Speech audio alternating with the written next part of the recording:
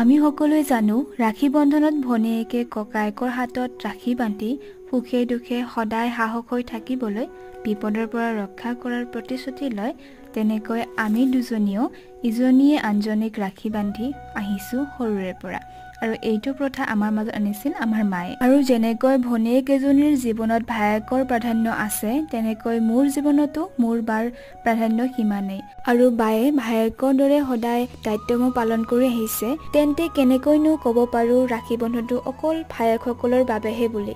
নিশ্চয় নোৱাৰো, নহয় জানো? বাৰু যি কি নহওক, এইবাৰো ৰাখী বন্ধনত আহকচোন এটা প্ৰতিশ্ৰুতি দিয়ক যে বিপদৰ পৰা যেনেকৈ শ্ৰীকৃষ্ণই দ্ৰৌপদীক বচাইছিলে, তেনেকৈ সকলো ল'ৰাই চিনাকি অচিনাকি সকলো ছোৱালীকে ৰক্ষা কৰাৰ প্ৰয়াস কৰিব। কাৰণ এজনী ছোৱালী যদি বিপদত পৰিছে, তেওঁ নিজৰ ভনী নহলেও নিশ্চয় আপোনাৰ দৰে আন কাৰোবাৰ ভনী। আৰু আমি সকলোৱে যদি এনেকৈ শক্তিশালী হওঁ, কাৰোৰে ভনী কেতিয়াও বিপদত নপৰিব।